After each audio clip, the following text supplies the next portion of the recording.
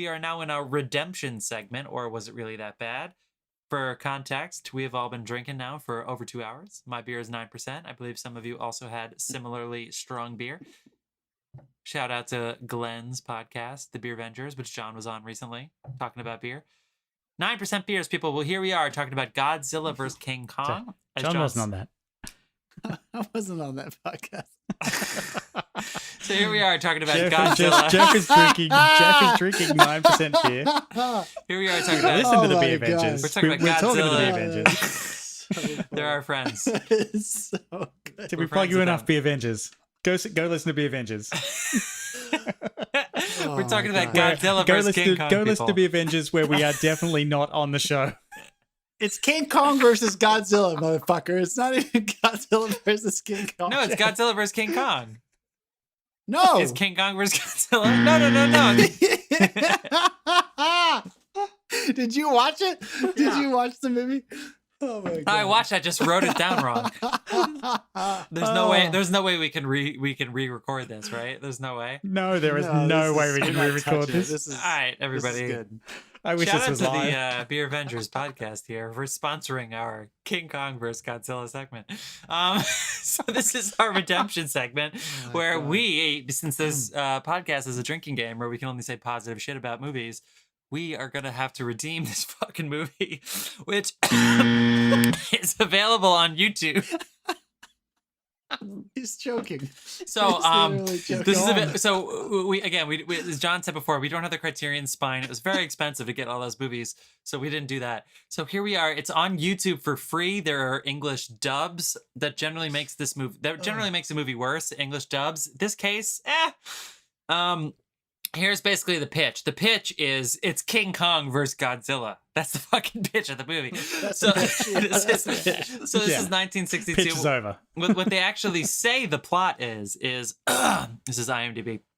A newspaper and television station funded by a pharmaceutical company want a sensation, which happens to be the discovery of King Kong on an island. He is captured and brought to Japan, where he escapes from captivity and battles Godzilla. That's bullshit. That's not what this movie's about. So this movie really, in my words, which are very lucid right now, are Godzilla is discovered. Now, as anybody who knows their Godzilla lore knows that it has something to do with nuclear fission. But here we are in 1962, and he just appears in an iceberg.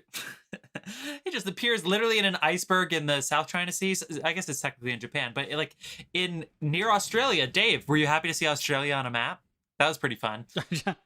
Anyway, I actually didn't look closely. They have New Zealand on there because there's a conspiracy to not include it on a map anywhere. I mean, if they did have New Zealand looked like a moon of Australia. Is so small. Like Australia was huge. It almost took me a second to figure out where they were. Anyway, so they saw some radioactive shit going on in the middle of an iceberg in the middle outside of Japan. And also separately, King Kong is a god on this island. And they don't know how to stop Godzilla from going to Tokyo because they believe Godzilla is going to go attack Tokyo. So they go to the island where King Kong is and expedite him to Japan so that he can compete with Godzilla. That's the story. Godzilla's on his way.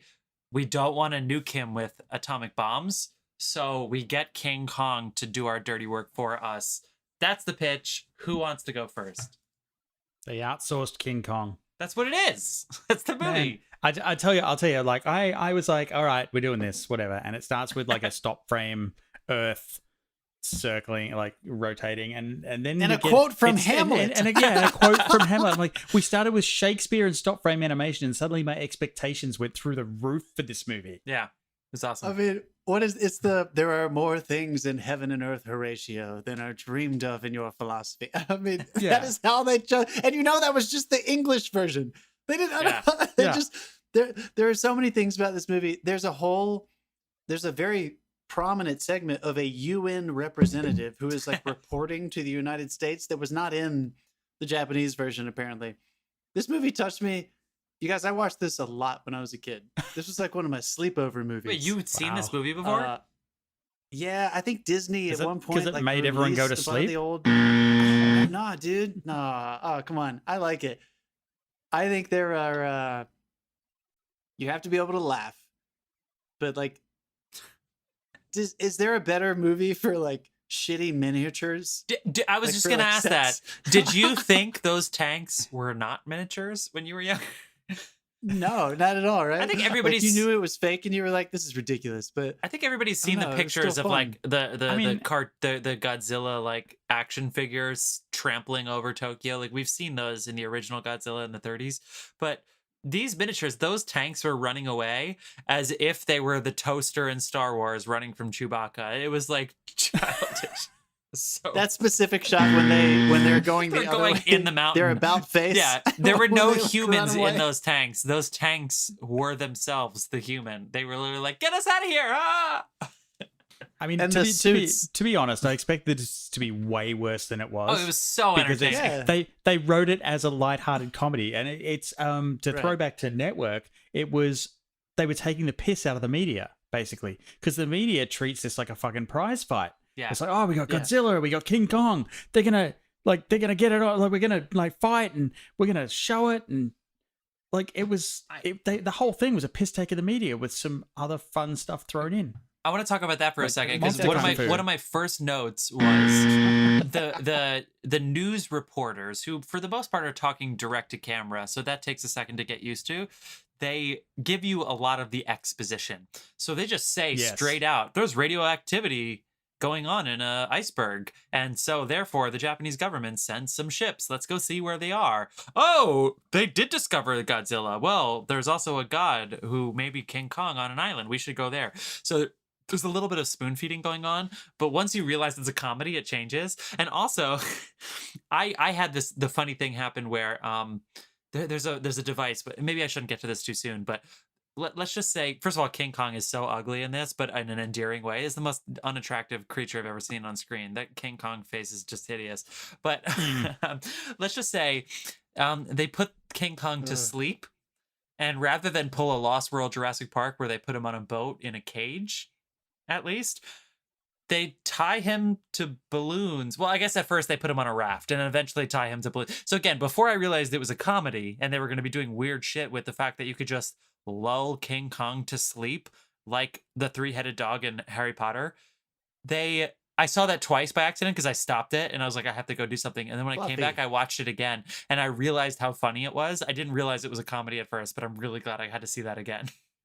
I mean, just lulling it King was Kong to like sleep. it was like being in Australia or the Gold Coast at 3 a.m. Like, King Kong comes out, beats up a fucking octopus, gets pissed on berry juice, and passes out. What is with us watching octopus movies? Why do we always pick octopus movies? Honestly, I was thinking, like, is this the same Octopus as Ed Wood's movie? One of my favorite pieces of trivia is the first piece of trivia. It's not just because it's the first one, but it's the first piece of trivia on IMDb. The special effects operator or supervisor, they used 4 octopuses throughout that sequence. They released 3 of them, and he ate the last one. Yeah. The special effects supervisor. Bad form special effects supervisor. Japan, baby. That's for you. I did like. So it's interesting. I'm glad you brought that up because, like, apparently Ishiro Honda was always frustrated with the latter Godzillas because those kinds of comedic takes on these kinds of movies were really popular in Japan at the time, and he didn't think it was funny. He liked, it was like his baby Godzilla, and he wanted people to have a more thrilling experience. So I do think it created like a weird dichotomy of people. Kind of like our Batman conversation last week. Like, people were maybe used to seeing a slightly more, not serious, but a slightly more thrilling take on Godzilla. And then this one was clearly like ridiculous. I did appreciate. The thing is, some of a the lot of it was the news American element. stuff they added that was ridiculous. Yeah, I guess so. I mean, I guess we'll never know. I mean, the media sets 'cause I look haven't like a seen that Star one. Trek cosplay basement. Yeah, I know. It looks super cheap, but I did appreciate that the way they use the cut-ins of the media, that they didn't have to justify what the monsters did next. They would just cut away from it. Yeah. And then they would tell you, like an actual news report would be, if you were actually there on the islands of Japan, they would say, and now Godzilla is moving towards this city. They didn't need to show you how we got there. They didn't need to show you what happened when they cut away from it. I thought that was what that a reminded very me of? malleable device. That reminded me of What? War of the Worlds, Yeah, the broadcast. for sure. Yeah, it felt like that, which I Yeah. thought was cool. Like it kind of elevated it beyond just the ridiculous comedic thing that was going on throughout. Because if you only concentrate on the fact that the suits are horrible, like especially Kong's suit, like apparently they really wanted him, point of view wise, they wanted the audience to root for Kong, so they tried to make his face more easy to look His at face for was children. hideous. They It was didn't want his disgusting. face, That was a but it was terrible fucking terrifying in their attempt to make it more pleasing. It like made it horrible to look at. This guys, please watch this movie on YouTube and turn it into a drinking game. It is so ridiculous. There is a time where when Godzilla is finally getting close and they need Kong to go fight Godzilla, and Kong does not want to fight Godzilla. So they lull him to sleep with some weird ass tribal chanting, and they literally pull an Up. Yes, the movie Up, and they tie balloons to him and float him through the sky on balloons while he's asleep. And I'm telling you right now, it is worth the hour and a half watching this movie to see King Kong, who is clearly a very unattractive man in an unattractive monkey suit, wake up in the middle of the air, floating via balloon to the middle of nowhere. It is worth the price. It is worth the time. Yeah. It is 100% worth it. I tell you what, That was a good piece of trivia. The one thing that the news coverage, like the constant news coverage, though, did start to feel to me like, you know, when you tune into a sports event about an hour and a half too early, and they're just fucking filling in time. Yeah, I mean, you are just waiting for the showdowns, of course, and it's kind of a letdown that the first showdown is not a showdown at all. Right. The guy's name There is was Sir a fun Taco. piece of trivia. Apparently, because these were two real humans inside these suits that were fighting around miniature sets. Shocking. There is a big throw at one point where Kong body tosses Godzilla. And these are two judo champions from Japan who are inside these suits. And apparently the guy who was playing Godzilla with the suit on weighed 300 pounds. And it was like a big deal. And the guy in King Kong suit was like, no, let me do it in real life. Don't use the stop motion. I want to do this. And it was like a big deal that he threw a 300-pound Godzilla actor man across into the fucking miniature sets. That final battle, I call unfair fight. Kong used performance-enhancing electricity. Yeah, I love how they just threw that in there for Yep. no reason at all. Like- That didn't exist in his lore at all. There's no reason it shouldn't be Godzilla, Right. who can thrive on electricity. No, it's the mammalian chimpanzee. the radioactive gorilla creature, thrives on electricity. I mean, it's campy, it's ridiculous, but it really Fuck works. it, you guys. I don't care. It's one of those movies you get drunk with your friends and have a party and watch. As I'm telling you, John I had tons said, of fun. yeah. Or make your chocolate milk when you're 8 years old and fucking sit up all night and watch a bunch of Yeah, Godzilla chocolate milk movies. and I used whiskey, to that's love these great. movies when I was fun. And no joke, this made me really excited for Godzilla versus Kong, the 2021 Oh, what release. is the fucking culture shock going to be of watching that after watching this? With Billy Bobby Brown. Film fans, one time Jeff and I got very affected by a green plant, and we went to the movies and we saw that first Godzilla 2014. Is that when it came out? 2016? The Bryan The Cranston first one of these reboots. Yeah. This monster verse. And we had an amazing time. It was fucking terrifying. I love what they're doing in these new things. But just to tie it back into this old movie, when I started watching these movies when I was a kid, it was kind of my first experience of getting into a universe. So I remember this movie doesn't open with it, but with the way they discover Godzilla, when they ram into this iceberg and he's trapped in the iceberg, I was like, wait a second, does that mean that in a previous movie, Godzilla got trapped in the iceberg? Because I know there are other Godzilla movies. And it kind of launched me into this whole chasing down like the other Godzilla movies as a child. So even though this movie is kind of crappy and it's just kind of a joke, it was the first experience I had watching like a series. I remember I got super obsessed with like how they tracked Godzilla through time Right. I mean, with the history of Japan. It made you curious. It did its job. I mean, there was one section in it that was a little personal to me. It's like when they're walking on the island, the two Japanese guys have gone to the island, and this one guy freaks out and jumps, and the other guy's like, "Oh, it's only a lizard," then promptly blows it away with a shotgun. I had a throwback to the day that my dad stepped on a king brown snake in the backyard in Australia. And it was the same thing. And he went and got the shotgun off the wall and he blew the crap out of that thing. I was like, oh, You it's a little shot bit of a personal snake stuff with for a me. And shotgun? Yes. Jesus Christ. Yeah, I know. I mean, you used to shoot King Browns are deadly, backyard. man. It's the worst part was he wanted me to lift a piece of tin that it was under, and I was like, "Fuck off! I'm not lifting that." Yeah. How about when they give that child cigarettes? Do you remember that spot? They're like, no, don't let your mom see these. And it like cuts up to his mom, and she like steals the cigarettes from the kid and just starts chain smoking. The mom just that's ridiculous. Funny. Dude. How about But the funniest thing for me was the wire when they introduced the wire, the high tensile wire that's stronger than steel. We have to justify the balloons. Yeah, but but the test. They're just having dinner, and for some reason he brings up this wire. It's like, have you seen this? And he has it in his pocket, and it's on this rollout thing. He then promptly attaches it to his belt, and he's like, yeah, swinging out off the balcony.